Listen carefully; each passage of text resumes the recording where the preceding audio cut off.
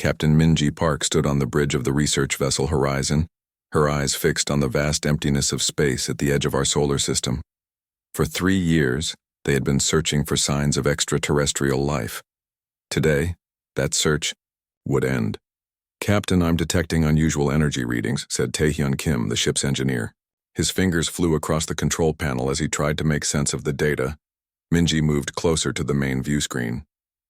"Show me." The screen flickered to life, revealing what at first appeared to be a cluster of stars. But as the image zoomed in, Minji's breath caught in her throat. The objects were moving in formation too perfect to be natural. "Those are ships," whispered Science Officer Jin-Woo Lee, his voice filled with awe. "Actual alien vessels." The crew fell silent as the reality of the moment sank in. Humanity was no longer alone in the universe. "Open all communication channels," Minji ordered, straightening her uniform. "This is what we've been waiting for." Taehyun worked quickly, broadcasting a carefully crafted greeting message in multiple formats: mathematical sequences, visual patterns, and simple linguistic constructs that Earth's finest minds had prepared for this very moment. Minutes passed with no response. Then, without warning, the alien vessels accelerated toward the horizon. "They're approaching fast," reported Jinwoo, his excitement giving way to concern. "Their technology is unlike anything we've ever seen." Minji remained calm. "Continue broadcasting. They may just be curious." The alien fleet, sleek, crystalline ships that seemed to bend light around them, surrounded the horizon in a perfect geometric pattern. A scan washed over the human vessel, penetrating every deck. "They're analyzing us," said Jinwoo, studying his readings. "Wait, they seem confused by our biological signatures." Taehyun looked up from his console. "We're receiving a transmission." The view screen changed to show a being unlike anything humans had imagined. Its body appeared fluid, with multiple appendages and eyes arranged in patterns that seemed to shift constantly. When it spoke, the ship's computer struggled to translate. "Impossible life. Death world inhabitants. Evolutionary anomaly." Before anyone could respond, energy readings spiked across all sensors. "They're charging weapons," shouted Taehyun. Minji didn't hesitate. "Evasive maneuvers, get us out of here." The first blast struck the horizon's shields, nearly overloading them. The second disabled their main propulsion system. "We can't outrun them," Taehyun reported grimly. "But I might have an idea." As the alien vessels prepared to fire again, Taehyun executed a desperate plan. He redirected all remaining power to the engines and set a course directly toward Earth, not to reach it, but to use its gravitational field in a slingshot maneuver no ship had ever attempted at such speed. "This could tear us apart," warned Jinwoo. "We're dead anyway if we do nothing," replied Minji, gripping her chair as the ship accelerated. The horizon plunged toward Earth's gravity well at dangerous velocity. The alien ships followed, clearly not expecting the suicidal tactic. As they approached the critical point, Taehyun activated a modified shield configuration that created a bubble of distorted space-time around the ship. The horizon shot around Earth's gravity well like a stone, from a sling, while the pursuing aliens, unprepared for the extreme forces, scattered in confusion. Their perfectly coordinated formation broke apart as Earth's gravity affected their ships in ways they hadn't calculated. "It worked," exclaimed Taehyun, as the horizon stabilized on the far side of Earth. "They didn't expect us to use our death world to our advantage." Minji wasted no time. "Send everything we recorded to Earth Command. They need to know what we're facing." Hours later, as the damaged horizon limped back to Earth, Minji recorded her final log entry. "Today, humanity made first contact with an alien civilization. They call themselves the Galactic Confederation. And for reasons we don't yet understand, they want us dead. They see our world and us as an aberration, something that shouldn't exist. May God help us all." 3 years had passed since the horizon's encounter with the alien fleet. Humanity had changed forever. The Earth Defense Coalition formed quickly under Admiral Subin Kang, a stern woman with piercing eyes who had once commanded Earth's largest naval fleet. "We have 3 years at most before they return," she told the newly formed Council of Nations. "We must be ready." Around the world, factories converted to producing defense systems. Scientists worked day and night to understand the alien technology from the fragments recovered by the horizon. But humanity's greatest advantage came from an unexpected source. Dr. Yuna Choi stood in her laboratory at the Global Defense Research Center, studying tissue samples taken from the alien probe that had crashed in the Arctic. Her team had been working non-stop for months. "Their biology is fascinating," she explained to Admiral Kang during a high-level briefing. "They evolved in perfectly controlled environments with almost no disease or environmental stress." Kang frowned. "And that matters because we're the opposite," Yuna replied, excitement in her voice. "Earth forced us to adapt constantly. Our immune systems, our ability to handle toxins, even our endurance, these are all products of surviving on what they call a death world." The Admiral nodded slowly. "So we have advantages they don't expect." "Exactly. They see us as an aberration. Their..." Conversation was interrupted by alarms. Satellites had detected unusual particles entering Earth's atmosphere. Within hours, reports came in from monitoring stations worldwide. Something was changing the air composition. Dr. Yuna worked frantically as the first cases appeared. People collapsing in major cities, their lungs failing as they breathed air. That seemed normal but wasn't. The Confederation had launched its first attack, not with ships and weapons, but with invisible biological agents designed to quietly eliminate the human problem. But they had underestimated humanity's resilience. In her lab, Yuna made a discovery that changed everything. The agent is targeting our respiratory system, but it's not adapting. Our bodies are already fighting back. Within 2 weeks, infection rates plateaued. Within a month, they began to decline. Humans were developing immunity faster than the Confederation had calculated possible, and Dr. Yuna's team had gone further. They had isolated the agent and begun reverse engineering it. "Their biological systems must be incredibly fragile," she told a room of military leaders. "They've never needed to develop the defenses we have. We could potentially create counteragents that would be devastating to them." Admiral Kang authorized the research immediately. "If they want a silent war, we'll give them one they won't forget." Across Earth, humanity prepared in other ways too. Engineer Taehyun Kim, now leading the Advanced Propulsion Division, developed engines based on principles observed in the alien ships. Defense systems incorporated new alloys designed to withstand the energy weapons used by the Confederation. "They think we're primitive," Taehyun told his team, "but we adapt faster than any species they've encountered." Unknown to humanity, their progress was being monitored. Confederation observers watched from stealth satellites as humans not only survived their perfect weapon, but began to thrive again. Reports sent back to their homeworlds caused alarm among the galactic leadership. "The Death World species continues to defy expectations," read one report. "They have not only survived the purification agent but appear to be studying it. Recommend immediate direct intervention." On Earth, Admiral Kang stood at the window of the orbital defense platform, looking down at the blue planet below. Early warning systems were being installed around the solar system, and the first human combat vessels were nearly ready. "Do you think we stand a chance?" asked her aide. Kang's expression remained firm. "They don't understand what they've awakened. Humanity has faced extinction before. Ice ages, plagues, our own wars. Each time we've emerged stronger." She turned from the window. "They think Earth made us weak. They're about to learn it made us dangerous." In her laboratory, Dr. Yuna completed the final tests on her counteragent. If her calculations were correct, it would be devastating to Confederation biology. The silent war had begun, and humanity was fighting back. The direct assault came without warning. One moment, Earth's skies were clear. The next, they darkened with hundreds of Confederation ships breaking through the atmosphere. Commander Do-hyun, Park was on duty at the Global Defense Command when the first reports came in. His face remained calm as he studied the tactical display showing alien vessels positioning themselves above major cities. "They're here," he said simply.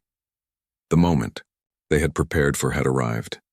Defense satellites activated automatically, firing energy weapons reverse-engineered from the fragments of alien technology. but the Confederation ships had stronger shields than expected. The human defenses barely slowed them down. "Launch Operation Thunderclap," ordered Do-hyun, his voice steady. This was the strategy he had developed over the past year, a plan that used Earth itself as a weapon. Across the planet, hidden installations powered up. These weren't conventional weapons, but devices, designed by tactical specialist Heejin Moon to manipulate Earth's gravitational field in targeted areas. The aliens evolved in environments with stable, predictable gravity, Hyejin had explained during the planning phase. They've never had to adapt to the kind of gravitational shifts we can create. As the alien fleet moved into position above, Seoul Do-hyun gave the signal. Hyejin activated the first gravity manipulator. The effect was immediate. The perfectly ordered Confederation formation distorted as ships suddenly weighed 10 times more than expected. Their engines strained against forces they weren't designed to handle. "They're adapting," reported Hyejin, watching as the aliens adjusted their shields to compensate. Moving to Phase 2. Phase 2 was even more daring. Deep below the surface, charges had been placed at carefully calculated points along tectonic fault lines, not enough to cause widespread damage to Earth, but enough to trigger controlled volcanic activity directly beneath the alien fleet. The first eruption caught the Confederation completely by surprise. Plumes of ash and superheated gas shot into the atmosphere, enveloping their ships and disrupting their sensors. The second and third eruptions followed in quick succession, each one precisely timed to maximum effect. "They don't understand our planet," Hyejin said, watching the alien vessels scramble in confusion. "They've never had to live with unpredictability like we have." For 6 hours, the battle raged across Earth's skies. The human defenses were taking heavy losses, but they were inflicting unexpected damage as well. The Confederation had clearly anticipated an easy victory against a primitive species. Instead, they found themselves fighting an enemy that used their own planet as a weapon. But the aliens still had overwhelming numbers and technology. As the battle entered its 7th hour, they began to adapt to human tactics. Their ships regrouped, moving away from volcanic hotspots and adjusting their shields against gravitational attacks. Lieutenant Ji-woo Han led the fighter squadron that launched from the hidden base in the mountains. Their craft were small but fast, using technology that combined human ingenuity with reverse-engineered alien systems. "Remember your training," Ji-woo told her pilots as they engaged the enemy. "They move in perfect patterns. Use that against them." The human fighters darted between the larger alien vessels, their seemingly erratic movements confusing enemies used to mathematical precision. For a brief moment, it seemed like humanity might actually push back the invasion. Then came the Confederation's counterstrike. A wave of energy swept across the battlefield, disabling human electronics. Ji-woo's fighter spun out of control as its systems failed. "Eject," she commanded her squadron. But it was too late for many of them. The Confederation retreat was unexpected. Having disabled a significant portion of Earth's defenses, they suddenly withdrew, but not before capturing several downed human pilots, including Lieutenant Ji-woo. 3 days later, the broadcast reached Earth. On screens across the planet, humans watched in horror as Confederation scientists dissected Ji-woo alive, marveling at her biology as if she were a fascinating specimen rather than a sentient being. "Note the redundant systems," said the alien researcher, holding up one of Ji-woo's organs. "This species has evolved multiple failsafes we don't possess." Admiral Kang watched the broadcast in silence, his hands clenched into fists. When it ended, he turned to his staff. "Prepare Protocol Nemesis," he ordered.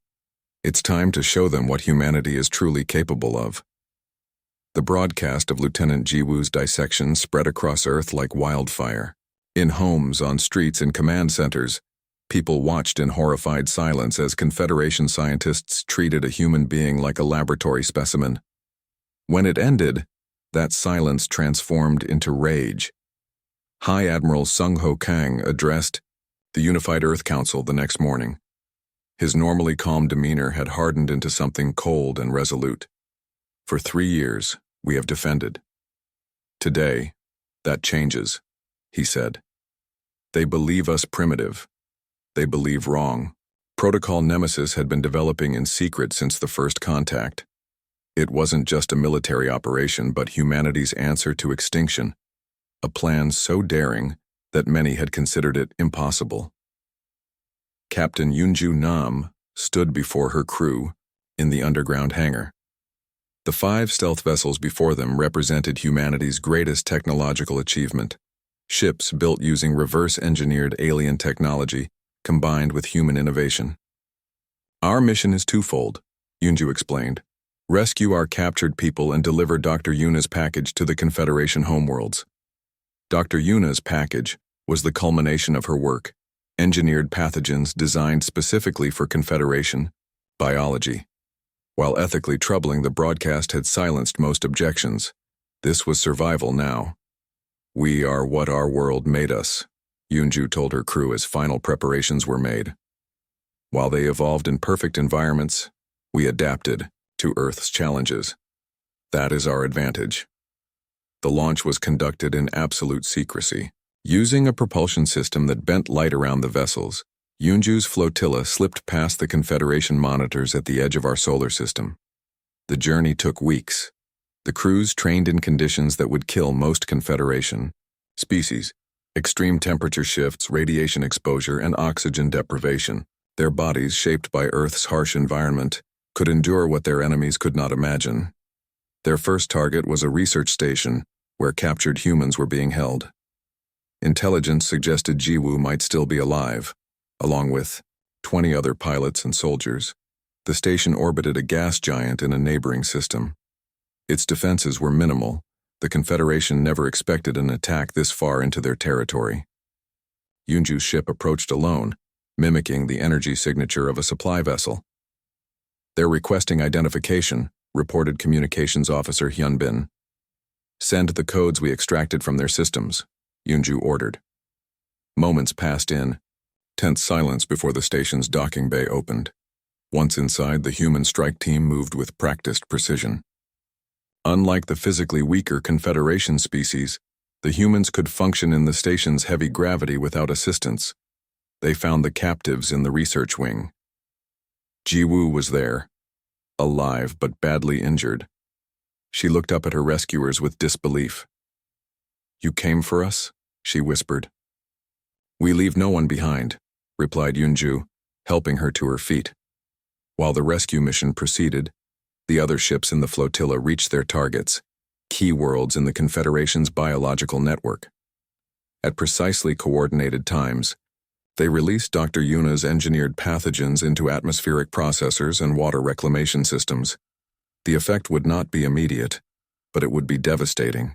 The pathogens targeted weaknesses in Confederation biology, their limited immune responses, their dependence on carefully controlled environments. As Yunju's flotilla regrouped at the rendezvous point, they received confirmation that all missions had succeeded. They had struck deeper into enemy territory than any species had managed in the Confederation's long history. "Return course plotted," reported Navigator Minsok. "We'll reach Earth in 18 days. Yunju nodded, looking at the rescued humans now receiving medical care. "And the Confederation? Reports are already coming in," said Hyunbin, monitoring communications. "Multiple worlds reporting biological contamination. They're in complete chaos." For the first time in recorded galactic history, the mighty Confederation faced a pandemic they had no defense against. The Galactic Council, which had previously dismissed humanity as a primitive curiosity, called an emergency session. The hunters had become the hunted. The grand hall of the Galactic Council chamber stretched impossibly high, its crystal walls, designed to create perfect acoustics for 20 different species, none of them human. For centuries, this room had hosted the most powerful beings in the known universe. Today, it would host humanity. The Confederation fleet had withdrawn from Earth space 3 weeks earlier, sending a simple message: "We seek terms." The engineered pathogens had worked better than even Dr. Yuna had predicted. Multiple Confederation worlds faced biological collapse. Their perfect, carefully controlled environments had become their greatest weakness. Ambassador Minseo Quan led the human delegation, flanked by Admiral Kang and Dr. Yuna. As they entered the chamber, whispers rippled through the gathered representatives. Many had never seen a human in person. Warning: the chamber atmosphere contains elements toxic to most carbon-based life, announced an automated system as they approached the central platform. Please don your protective gear. Minseo paused, then deliberately removed her breathing mask. The chamber fell silent as she took a deep breath of the supposedly toxic air. How can they survive here? Whispered a council member to another. This atmosphere would kill most species. Admiral Kang and Dr. Yuna followed Minseo's example, removing their masks as well. The message was clear.